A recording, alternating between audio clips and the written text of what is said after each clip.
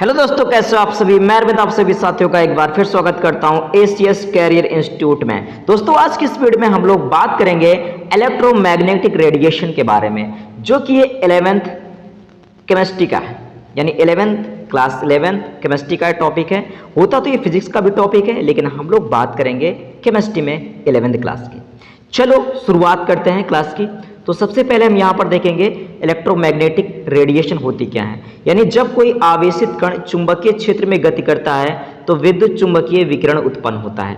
समझने वाली बात यह है कि यानी जब कोई चार्ज पार्टिकल कहाँ रख दिया जाता है, मैग्नेटिक फील्ड में। कहाँ रखा जाता है, मैग्नेटिक फील्ड में, यानी कि चुंबकीय क्षेत्र में। तो जब चुंबकीय क्षेत्र में कोई आवेशित कण क्या होता है, गति करता है, तो वहां पर एक रेडिएशन प्रोड्यूस होती है जिसका नाम है इलेक्ट्रोमैग्नेटिक रेडिएशन, यानी वैद्युत चुंबकीय विकिरण।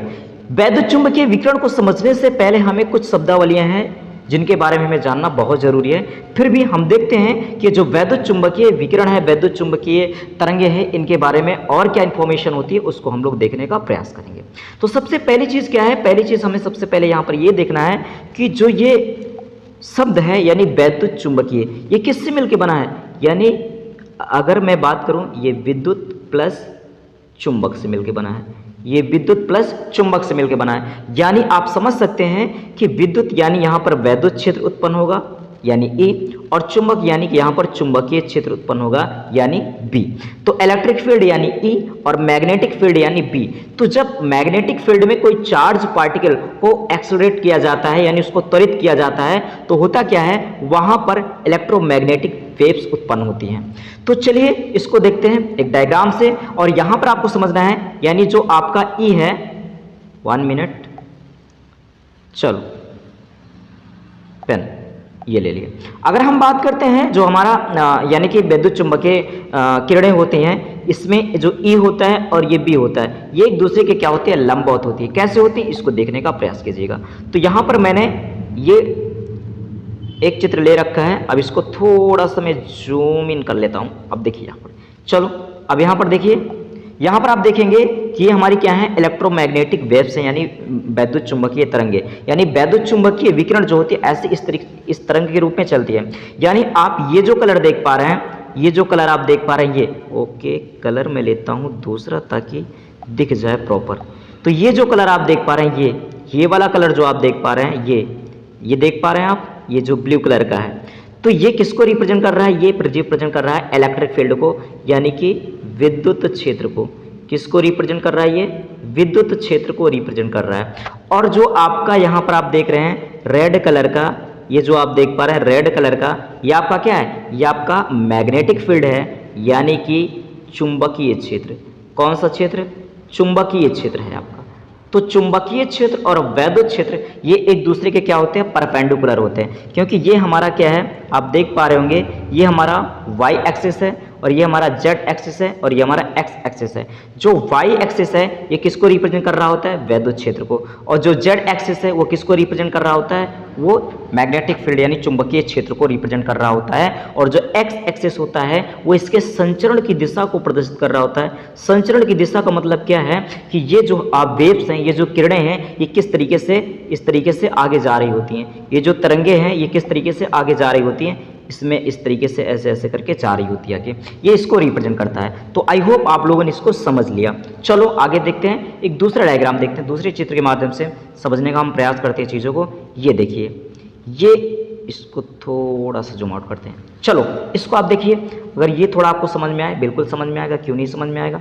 आप देख पा रहे हैं यहाँ पर ये जो कलर है, ये वाला कलर आप देख पा रहे हैं, ये ऐसे ऐसे जा रही हैं, ये ऐसे तरंगे हैं, और ये एक तरंगे ऐसे हैं, ये ऐसे हैं। यानी कि आप देख पा रहे हैं कि दोनों ही एक दूसरे के क्या हैं, लंबवत हैं, यानी दोनों ही 90 डिग्री का एंगल बना करके चलती हैं। यानी ये इस तरीके से चलती है और ये इस तरीके से चलती हैं। तो दोनों में ही क्या होता है, मतलब ये जो आपस में होती हैं इनमें क्या होता है, परपेंडिकुलर होती है एक दूसरे के। ठीक है, आई होप आपको ये बातें समझ में आ गई होंगी। चलो आगे देखते हैं। इसको समझने से पहले कुछ बातें हैं, कुछ शब्दावलियां हैं जिनको समझना जरूरी है। तो चलो, तो सबसे पहले हम समझेंगे, सबसे पहली चीज़ तुम्हें यही जान लेना चाहिए कि असल में तरंग होती क्या है। तरंग है क्या, यानी तरंग यानी वेव्स जिसको बोला जाता है, वेव।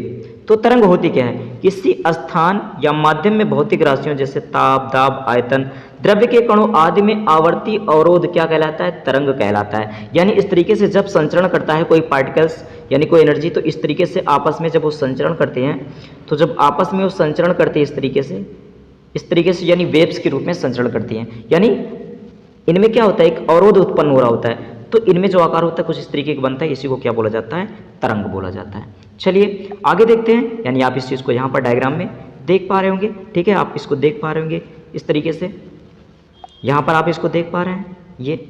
चलो आगे देखते हैं, आगे बढ़ते हैं। नेक्स्ट अगला यहाँ पर देखेंगे। अगला आपका क्या है यहाँ पर? वेवलेंथ। वेवलेंथ को क्या बोला जाता है? तरंग दैर्ध्य। वेवलेंथ को क्या बोला जाता है? तरंग दैर्ध्य बोला जाता है। तरंग दैर्ध्य बोला जाता है। क्लियर है? अब यहाँ पर समझना आपको, इसकी डेफिनेशन क्या है? किसी तरंग में समान प्रावस्था के दो क्रमागत बिंदुओं की दूरी तरंग दैर्ध्य कहलाती है।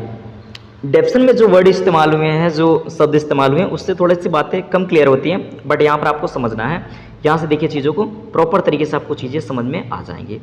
देखिए समझना है यहाँ पर कि जब आपकी कोई, देखिए यहाँ पर आपका क्या है, जब आपकी ये तरंगे चलते हैं, थोड़ा सा पेन और थोड़ा साइज बड़ा करते हैं, इसको जब हम लेते हैं यहाँ पर देखिए, ये जब हमारी किरणें ये तरंगे इस तरीके से चलती हैं, तो आपको पता है जो ऊपर वाला हिस्सा होता है हमारा, जो ऊपर वाला हिस्सा होता है, इसको क्या बोला जाता है? इसको बोला जाता है क्रेस्ट। इसको बोला जाता है क्रेस्ट, यानी कि इसको बोला जाता है स्ट्रिंग। इसको क्या बोला जाता है? स्ट्रिंग। और नीचे वाला को बोला जाता है ट्रफ। नीचे वाले को क्या बोला जाता है? ट्रफ, यानी कि इसको बोला जाता है गर्त। यानी कि आप यहाँ पर देख पा रहे होंगे, इसको आप देख पा रहे हैं, ये आप देख पा रहे हैं, बिल्कुल आप देख पा रहे हैं। तो अब यहाँ पर समझने वाली बात है कि देखिए ये जो ऊपर वाला हिस्सा होता है यानी क्रेस्ट, ऊपर वाला जो हिस्सा है क्रेस्ट और नीचे वाला हिस्सा आपका ट्रफ है। तो यानी क्रेस्ट, ये भी आपका क्रेस्ट है, ये भी आपका क्रेस्ट है, यानी ये भी स्ट्रिंग, ये भी स्ट्रिंग। तो आप बोल सकते हो दो स्ट्रिंगों के बीच की दूरी को तरंग दैर्ध्य कहते हैं। यानी इसको किससे रिप्रेजेंट किया जाता है? लैम्डा से। किससे रिप्रेजेंट किया जाता है? लैम्डा से इसको रिप्रेजेंट किया जाता है, जिसका साइन ऐसे होता है। क्लियर है? आप लोगों ने देख लिया। या फिर इसको हम बोल सकते हैं दो गर्तों के बीच की दूरी को, दो स्ट्रिंगों के बीच की दूरी को, या फिर हम बोल सकते हैं दो गर्तों के बीच की दूरी को हम क्या बोल सकते हैं? क्या बोल सकते हैं? दो गर्तों के बीच की दूरी को हम क्या बोल सकते हैं? तरंग दैर्ध्य बोल सकते हैं। आई होप आपको दोस्तों इतनी बातें समझ में आ गई होंगी। चलिए आगे बढ़ते हैं। नेक्स्ट चलिए अगला आपका है, हाँ, यानी आपने देख लिया, इसमें भी आप इस डायग्राम में, इस फिगर में भी आप देख रहे हैं, ये क्या है? ये हमारी स्ट्रिंग है। दो स्ट्रिंगों के बीच की दूरी को क्या बोला जाता है? वेवलेंथ, जिसको मैंने बताया इसको लैम्डा से प्रदर्शित किया जाता है। आप यहाँ पर इस डायग्राम में भी देख लेंगे। ठीक है, चलो आगे बढ़ते हैं। अब यहाँ पर आगे हम बात करते हैं आवृत्ति। तो आवृत्ति के बारे में आपको क्या पता होना चाहिए, इस तरीके से आपको समझना है। यानी जब कोई तरंग इस तरीके से चल रही होती है, अब आपको पता है, अब मैंने बोला आपको समझना है कि कोई भी तरंग एक सेकंड में जितना अपना चक्र पूर्ण करती है उसको क्या बोला जाता है? जितना अपना चक्र पूर्ण करती है उसको बोला जाता है आवृत्ति। यानी समझने वाली बात है, जितने चक्र लगाती है, जितने, अब एक चक्र क्या होता है समझिएगा, यानी यहाँ से यहाँ तक, देखिएगा, यहाँ से यहाँ तक आने में इसको आधा चक्र बोला जाता है, यानी हाफ साइकिल, और यहाँ से आने तक इसको पूर्ण चक्र बोला जाता है। यानी यहाँ से यहाँ तक आने में टी हाफ टाइम लगता है और यहाँ से यहाँ तक आने में टी टाइम लगता है। यानी आधा चक्रीय और आधा चक्रीय, आधा ये यहाँ बनाता हूँ, आधा ये और आधा ये मिलाएंगे तो पूरा एक चक्र बन जाएगा। बनेगा कि नहीं बनेगा? तो एक चक्र पूरा करने में, यानी आप ये समझिए कि एक चक्र पूरा करने में ये जितना टाइम लेती हैं, एक चक्र पूरा करने में जितना टाइम लेती हैं उसको तो आवर्तकाल कहा जाता है। लेकिन यहाँ पर आवृत्ति क्या है? तो मैंने बताया एक सेकंड में जितने चक्र पूर्ण कर लेती हैं वही उसकी क्या कहलाती है? आवृत्ति कहलाती है। वही उसकी क्या कहलाती है बॉस? उसकी आवृत्ति कहलाती है। अगर मैं बात करूं इसके फॉर्मूले की, यानी आवृत्ति को न्यू से रिप्रेजेंट किया जाता है और इसका जो फॉर्मूला होता है वो होता है v अपॉन लैम्डा। यानी हम बोल सकते हैं आवृत्ति बराबर होता है चाल बटा, हम क्या लिख सकते हैं? तरंग दैर्ध्य। क्या बोल सकते हैं? चाल बटा तरंग दैर्ध्य बोल सकते हैं। आई होप आपको ये भी बातें क्लियर हो गई होंगी। चलिए आगे बढ़ते हैं। अगला टॉपिक है हमारा तरंग संख्या, यानी कि वेव नंबर। वेव नंबर क्या होता है? इसके बारे में आप समझिए। वेव नंबर हमारा क्या होता है? इसको देखिए आप, तो यानी क्या है कि 1 सेंटीमीटर, यहाँ देखिए 1 सेंटीमीटर में जितने चक्र पूर्ण होता है, 1 सेकंड में जितने चक्र पूरा करता है, वही क्या कहलाती है, उसकी उस तरंग की तरंग संख्या कहलाती है। उसकी क्या कहलाती है, तरंग संख्या कहलाती है। आई होप आपको इतनी बातें समझ में आ गई होगी। नेक्स्ट होगा आपका पीरियोडिक टाइम। अगला होगा आपका पीरियोडिक टाइम, यानी इसको हम क्या बोलेंगे, इसको हम बोलेंगे आवर्तकाल। अब आवर्तकाल क्या होता है, एकदम सिंपल सी बात है, आप यहाँ पर ध्यान से देखिए। आवर्तकाल क्या है, कोई भी तरंग अपना एक चक्र पूर्ण करने में जितना समय लेती है, उसी को बोला जाता है आवर्तकाल, और इसको टी से रिप्रेजेंट किया जाता है। यानी अभी जस्ट मैंने तुरंत बताया, क्या बताया मैंने, यहाँ से यहाँ तक टी हाफ टाइम लगता है, और यहाँ से यहाँ तक का टी टाइम लगता है, यानी आधा चक्रीय और आधा चक्रीय मिलकर पूर्ण चक्र हो जाएगा। चलो तो दोस्तों, आज हम लोगों ने कुछ बातें सीखी इलेक्ट्रोमैग्नेटिक वेव्स की, जो कुछ ऐसे शब्दावलियाँ थी, उनके बारे में हम लोगों ने कुछ सीखा।